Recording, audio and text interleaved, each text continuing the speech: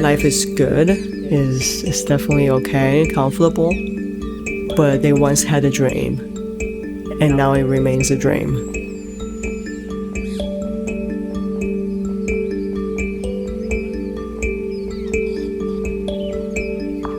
Hi there, welcome to Day Day Meditation Podcast. This is a place where we learn to live in the present moment together. In this episode, Rachel and I talk about the book, The Alchemist. If you are feeling stuck, settling, or disconnected from what you truly want, this conversation will help you. Are you feeling comfortable sitting? Yes, of course. Well, this is great. Great. Good? Yeah, yes. Finally, be in the same place. Yes. And you have your tea, the tea. For the coldness and rainy Seattle season. Yes. So Rachel, today let's talk about Alchemist. Oh, great. Finally, we get to talk about Alchemist. Yes. I know you read Alchemist multiple times, right? Yes. One of the very few fiction books that I read more than once. Why though? Like, why so many times? I feel like every time I read it, it's like different things different insights that I get to pick up from the books. Obviously, the first time is to understand, to know what the story is about, but I think after the first time, it's me kind of searching for something or searching for some kind of like insight from the book. So I don't second time onwards, I don't read them, from cover to cover. I just basically pick it up and I had something in mind. I just, start in the middle somewhere that I wanted. And then often it's to get inspirations and get some motivations out of the book. Maybe when I'm feeling that I need some kind of motivation from the book. So oftentimes you pick up the book because you are seeking for some motivations. Motivations, yes. This book, the story, in a very highly summarized format, it's about someone who is searching his destiny. We talked about destiny a lot on the podcast here. And then so he had that, when he was very young or growing up, he had that. It's like a burning desire. And then it's getting hotter and hotter as you grow up, and you just wanted to embark on the journey. And you don't want to waste more time because we only have one life to live. So when it got to that point, he just decided that he wants to just start, wants to leave everything behind, leave home, everything that he's familiar with, and then just to embark on this journey, because deep down he just know that there's, in the book, he kind of refer it to as treasure, looking for his personal treasure, right? And he just has the faith that there is a treasure to be found, and he wants to start the journey, seeking for that treasure, and then which is what he did. And then this whole story is about his journey of searching the personal treasure, and eventually got his personal treasure by the end of it. So it's a happy ending, but the story is very simple. But I think there's a lot of insights and wisdoms that came out of the book that I was, I really valued a lot. So every time when I'm like losing motivations or feeling down or like on my own journey and having encountering obstacles, I always wanted to go back to this book and retrieve some of the motivations. Oh, so it's like a chicken soup book for you. Yes, it's a chicken soup book for a lot of people, and it's really, really inspiring. Oh, inspiring. Is there a specific I guess philosophy or values that you like the most in the book, or is it like a mix of like different values that you like? Well, initially, like everybody else, it's about searching for personal treasure. You always have a destiny, and that's, we're destined to find that, and a lot of us ended up not finding it or miss ourselves or miss the way. So it's very highly motivational to believe in that and to go on your own life with that in mind, that you have a destiny and it's going to be great. And so that was the initial kind of general wisdom out of the book. So destiny, can I also say that it's like a dream, like yes, your dream that is out there. Yeah. But it's, versus a dream coming true. I think destiny is more grounded, if that's the right word. So that's why in the book it didn't call it like a dream. It's more of like a tangible treasure, gold, right? They mention it in different ways. Like sometimes it says it's your mission. Mission, exactly. Sometimes it's like treasure that you are trying to find. It's also referred as the soul of the universe. That's right. Yeah. I think another way is like personal legend. Personal legend. Yes. So in your way, you like to name it as destiny. Yes, because as much as it is about finding the treasure or the personal legend, I think more important than that is the journey itself. And that makes up the story, right? And then the treasure, finding it, is just the ending of it. So to me personally, I think the journey is more important than the destiny. And that's why, the first time you were reading it or I was reading it, I mostly wanted to know if he found it and how much how big it was, the treasure. But then I think second time onwards, it's really about, me going back from, various point of the story to find a motivation or inspiration to go on this journey, because maybe something happened and I was encountering some obstacles, and so I needed motivation. So the journey itself and his persistence of going on this journey despite many setbacks in between, that was the kind of the wisdom that I got from this reading this book. Because in the book, it mostly talks about the journey, like all the obstacles that he encountered throughout the way. Yeah, obstacles, but also love too. The good things too. Yeah, so in general, obstacles or good experience, they're all like experience, right? And it's more about the experience than the ending of it, right? And so yeah, he also encountered the love of his life, but it's like, he met the love of his life kind of middle of the journey, and despite that, he's still the burning desires of finding his own personal legend was just stronger than even love itself, that he had to leave the love and for this personal legend. But lucky he is, his love, she was very supportive of this.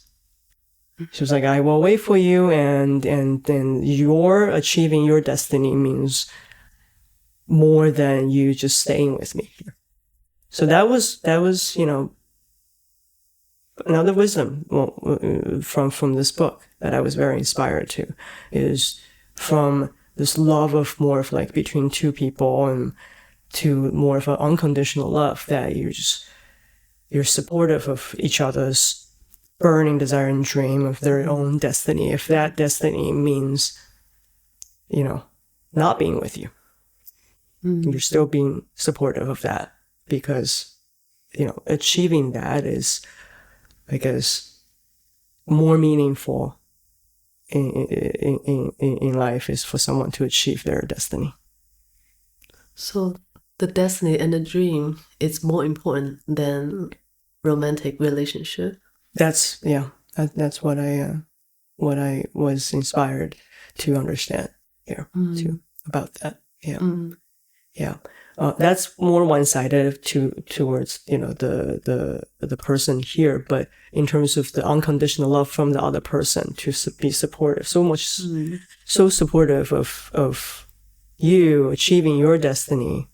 That's much higher or broader love than the romantic relationship of more of like possession. Like I have to like have you here. Is much more meaningful than that. So because achieving your dreams or getting on the journey to your destiny is like a bigger love. Maybe in this journey that you make a bigger impact to the world or to yourself, to the community around you. And you appreciate that your partners is supporting you in this journey. Exactly. Yeah, in the story that she was like, he was like, should I go? And he was hesitant as well. But she loves him enough to say that, I think it's even more than love is to be understood. So I think she understands his dream, his destiny, right? This burning desires, and she didn't want to be someone who actually, later becomes an obstacle between him and his dream, right? And so she was like, don't worry about it. I will wait for you. My love for you, I'll wait for you. And then go on with your journey, and you will find it. And I have faith, and I will wait for you. And just know that I love you, and I'm very supportive. Yeah, but in real life, in many cases, one of the partner can feel being neglected when the other person is like so into their destiny or dream, the things that they are so passionate about. How can we actually prevent that from happening? Like, based on the story that you read in Alchemist, how can we, be a better model? I think that this story in particular is actually more broader than focusing on your passion, neglecting your partner's need. I think this one is so in your case it's more like priorities, right? You have a passion and interest and something to work on, and then the other side is to spend quality time with your partner, right? So in your case, in your scenario here, it's more about priorities, or more about how to communicate well in terms of your priorities. It's not a, you have to kind of really communicate out that it's not your intention to ignore your partner's need. It's just that this is how we're going to allocate, we're going to manage our time here. So that I can do both. But in the story, it's much broader than that, much deeper than that. Because his decision to go on with the journey, because it was the middle of the journey, he met the love of his life, and the life is good, he could just settle down there. And then I would assume that if he settles, then that could be a good life as well for both of them, right? They would get married and then raise kids, and then but his journey to achieve the destiny would just be interrupted or just stopped right there. And he would never be able to go on with the journey again, which in the real world, which often happens, is fine. People are fine. Like, yes, I once had a burning desire of doing something, but along the way, things happen, and marriage or finding your love of life is good things. It's a very lucky thing that happens. And so very often we just decided to stay. And in this case, that he also was hesitant, what he should do next, and if she should follow the desires and the passion, or he should stay because it's all good. And the importance of the partner is really critical here in terms of the support. And instead of, normally what would happen is the partner would be like, okay, so you make a choice, you pick me or you pick. But in this case, she understood it. She understood how important achieving the personal legend is to him, and she loves him enough to say that, you can sacrifice, I can sacrifice our time together, or even like our chance to be together, so that you can have the freedom to achieve your personal legend. And so from her, I think that's very unconditional. Very much, yeah. I think not many people are able to do that, because that's under the expense of your quality time with your partner. It's like, or even your happiness, right? Because you could have been like, get married and raise a family together, but now it's, they're separated. Yeah. Isn't it sad though? Like, your partner has something that they really want to do, and you really want to support them, which means that, they might be going away, they will not be able to be with you. Maybe in the long term, like, that means that the two of you are not gonna be together long term. Or maybe, this is the end, that they need to go pursue their dream. That must be a true love, that someone is able to do that, right? Yeah, exactly. So I don't think it's sad at all. I think it's rare. And I mean, it's rare to meet someone who is willing to be so supportive of you and your personal legend. But it's also like, to that person who is like, to this love of his life here, to her, I think, her life, even though on the surface of it looks like she kind of sacrificed her own happiness for love. But, in her mind, maybe like 20, 30 years later, she was still alone and waiting. But thinking back, she was able to give such unconditional love ever to someone. I think that experience itself is very rare to experience. That thinking back, that she would be like, yeah, that's true love. And I was able to give such true love. Not everyone ever has, this kind of opportunity to give. So it's like this true love kind of determines your future, that the two of you are not going to be together, in order to keep that true love.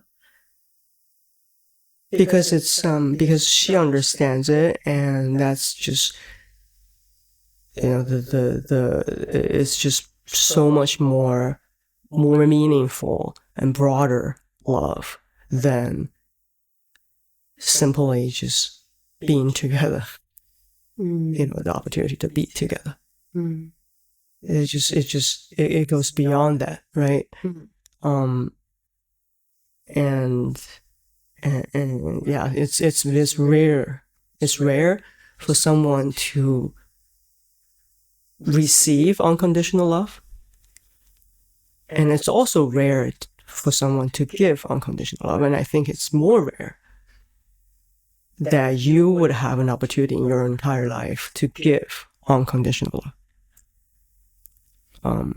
So to her, I think it's not sad. I think she is lucky. It's lucky because it's just to have met someone like him, and that she's, just naturally wanted to provide that kind of unconditional support. It's rare. Yeah. It's like an experience that is just so precious.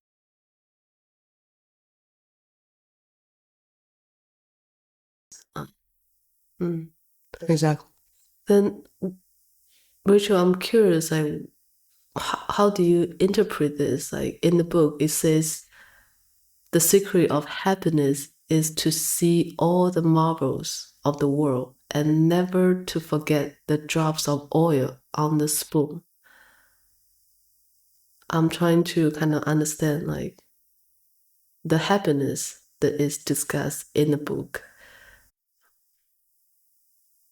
Like, I guess the definition of happiness. Yeah, so this quote came from a story where I think it was in like a market place, and the task was like he was giving like a spoon with like 2 drops of oil in the spoon. And the task was like, just holding on to the spoon, making sure that the oils don't like, drop to the ground and stuff, just holding on to it while walking through the market and exploring the market, and a lot of like, in the quote, like marvels of the world as it, exploring. And so, we should always have this kind of exploration type of mindset, exploring life and experience life. So, go travel the world and see the world, see all the marvels of the world. But, without dropping the 2 oils, and then the 2 drops of oil really just means that, your burning desires, your destiny, right? So it's the same thing as what we just discussed, right? He had this burning desire. He went on this journey, and along the way you encounter setbacks, and then you also encounter the love of your life. The love of your life could be marvels of the world, right? Great things. But so it's actually very easy, or easier, to forget your original purpose in life. When you see marvels in the world, you just wanted to just settle there and have the marvels, and you totally forget that you actually had a spoon. And so it's actually harder when you're exploring marvels, and when your life is going great, to pause and ask yourself, do I still have that 2 drops of oil? And what was it? Right? A lot of us, like when I say, like, we all have a destiny, and we are all meant to achieve the destiny, but along the way we either lost the way or lost ourselves. I think in this case is we lost ourselves. Right? You still know the way, and then you can still, go on the journey. But because you kind of encountered marvels and great things that you're like, you kind of develop a greed. You become greedy of what you have, and then you just couldn't let it go.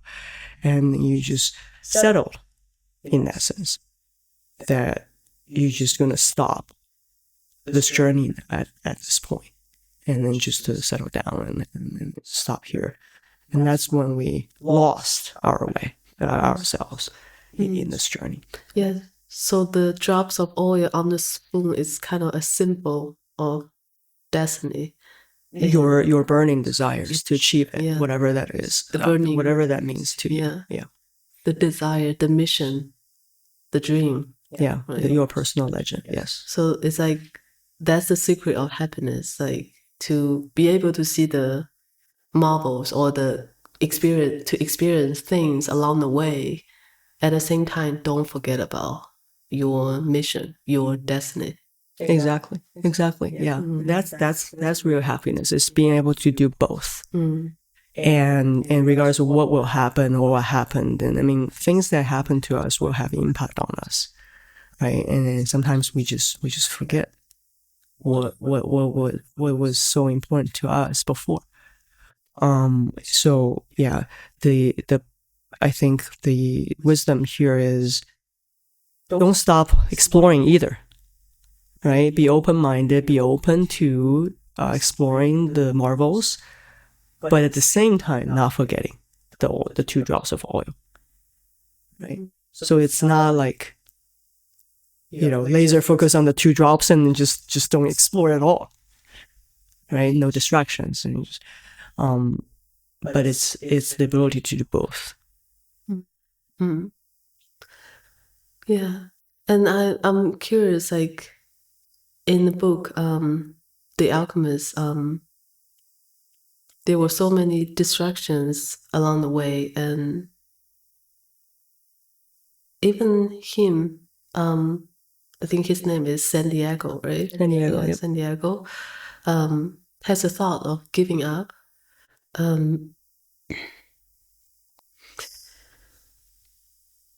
How can we actually be able to like stay on the path and not try to give up when there are just so many obstacles? And it's very easy to feel like the desire to give up, right? Mm-hmm.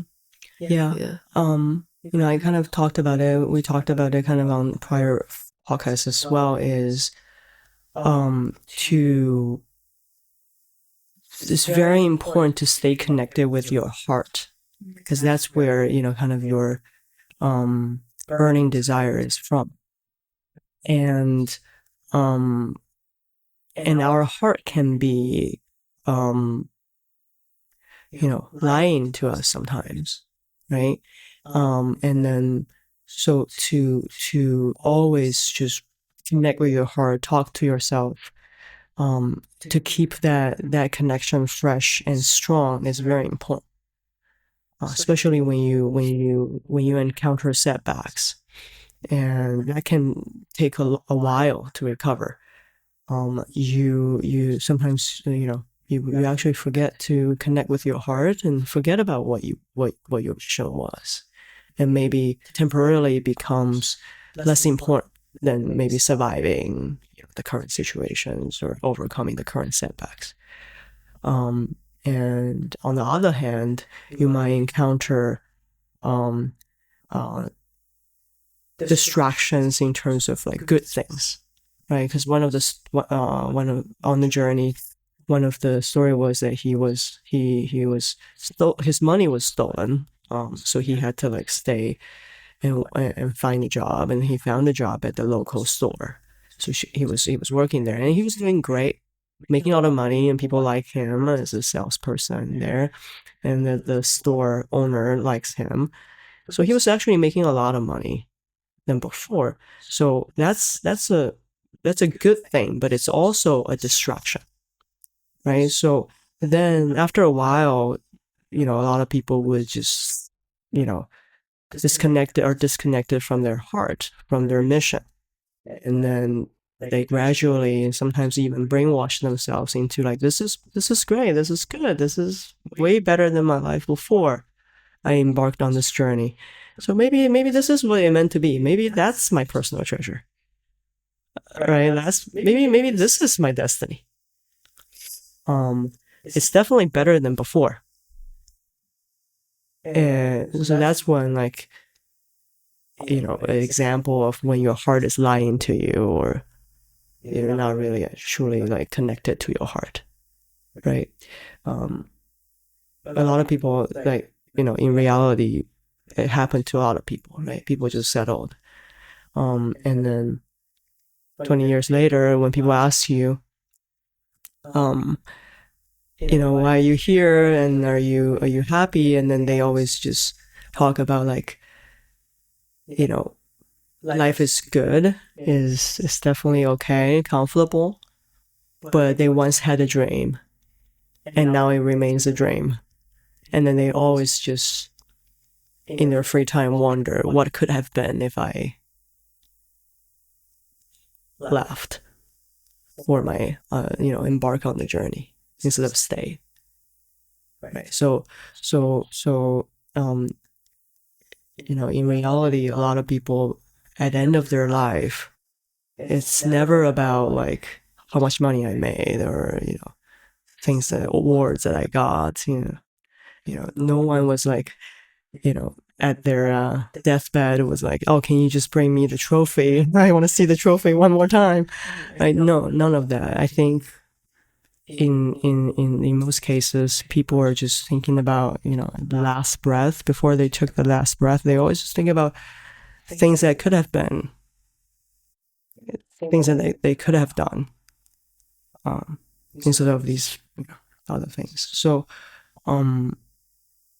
he also, in the story, he also met people who are like that store owner too. He was talking to the store owners like, I heard that there's a treasure in the far land. Have you heard about it? And then the store owner's like, yeah, I heard about it. And I was someone who was going to get it too. But then I got here and then started the store. And then here I am 20 years later. Right? Yeah, I remember the store owner was like afraid of disappointment.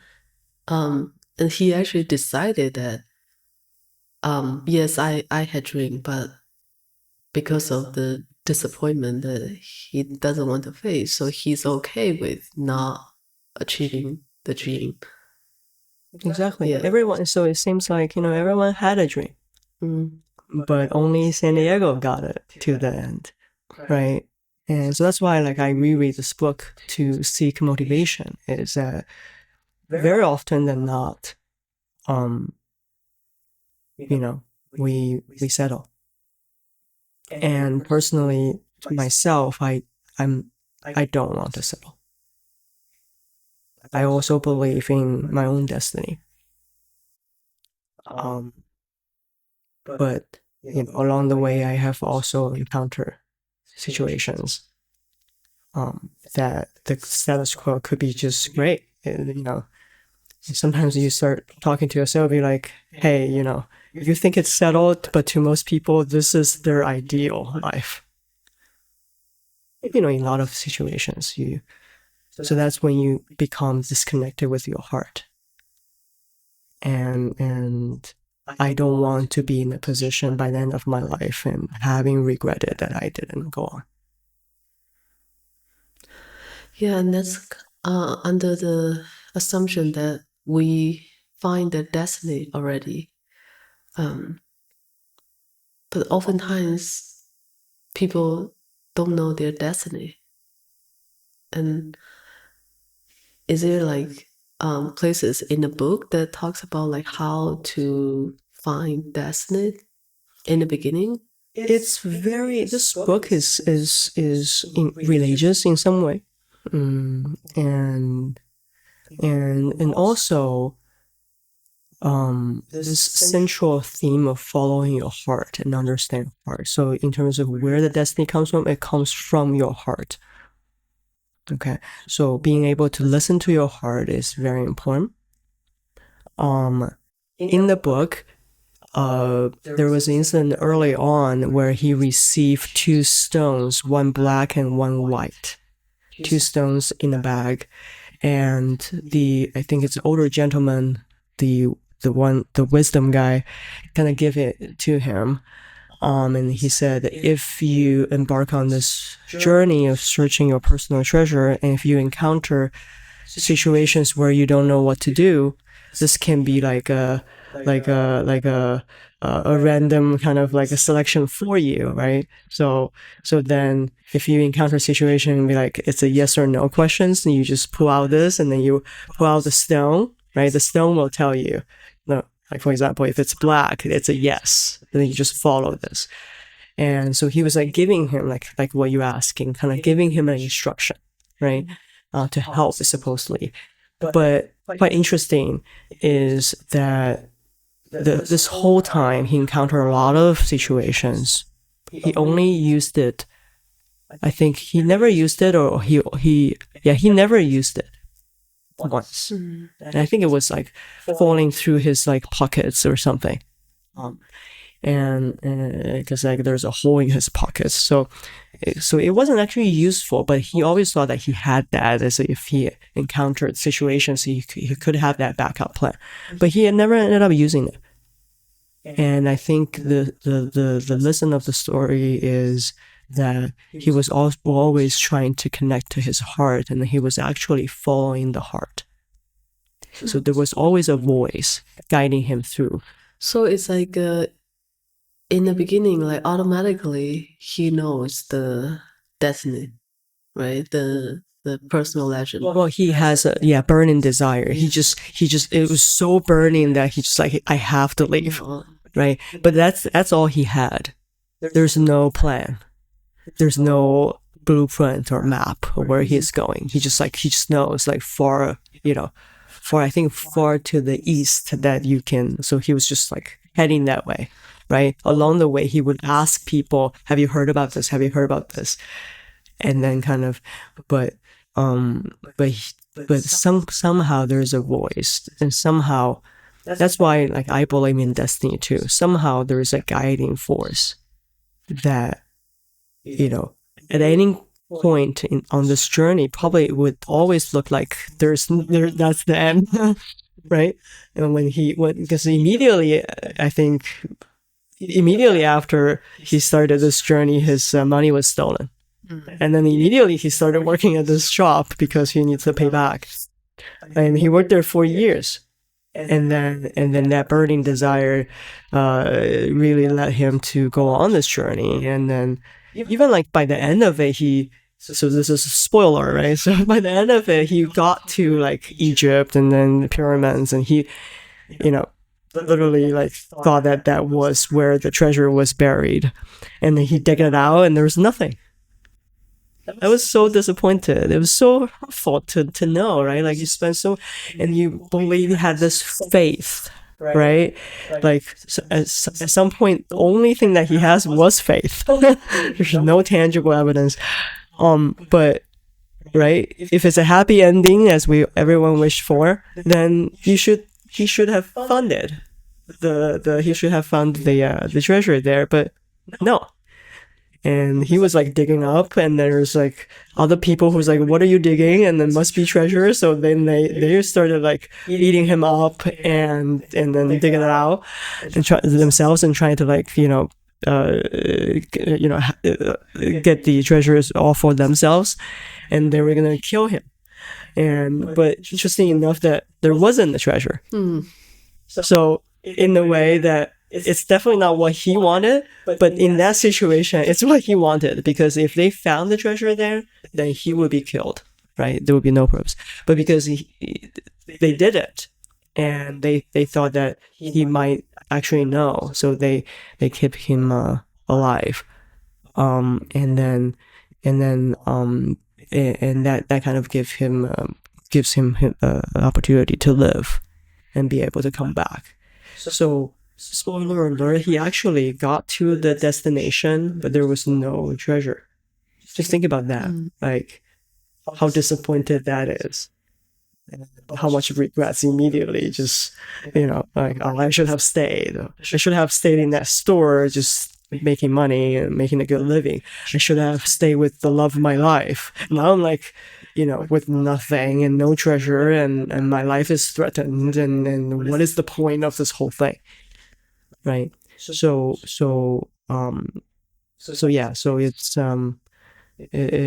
quite a lot of setbacks. Yeah, that's to keep the faith. It's a very interesting kind of design of the book, like to not to have the treasure in the end, even though he reaches the destination. Then what is the treasure? I mean, even more bigger spoiler alert. He found the personal treasure. Yeah, it's a happy ending, as I said. He found it, but not the destination that he thought it was, right? So he actually thought like, okay, that was it, and then now I just want to save my life. I just want to live, right? And he blank blank blank, don't want to spoil all the details, but somehow that he spoke to God, and God sent the wind to basically blow him back all the way back to where he started his old home. In his old home there was like a tree outside, and he used to he's a shepherd with sheep and stuff, so he used to sleep under the tree. And so basically the wind just blow him back all the way to the beginning, right? It's like start with zero, right?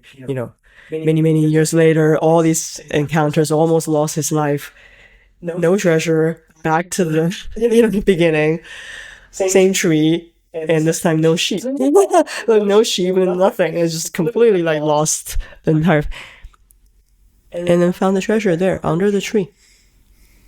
Oh, in the beginning, he finds the treasure. He was in the beginning of the book, he was sleeping under the tree. He had this dream about seeking personal treasure, and just in the dream, in voice that you have a treasure waiting for you somewhere.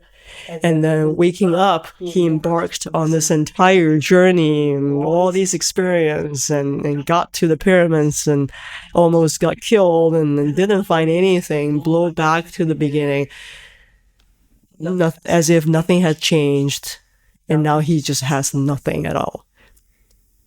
And is sleeping on the same tree, under the same tree, and realize there was something below this. And then he started digging, and then he found the treasures under the tree. Oh, that is the biggest wisdom that I got from this book.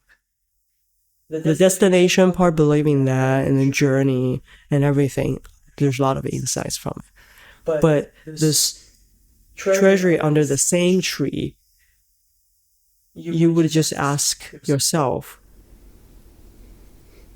what is the whole point of this whole thing if that treasure is under that tree? Mm-hmm. He always had it, right? Mm-hmm. But that's the biggest wisdom that I got out of this, is that, yes, that's the ending and that's the beginning, but this entire journey is actually very significant. So this kind of plot, by the end of it, actually made the journey even more meaningful. So can we say that the journey, the experiences along the way, is the treasure, actually? Exactly. So we will pause here today. Here are the questions that we want to leave you with today. What is the treasure that you are chasing? And how is the journey shaping inside you? Thank you for being with us today.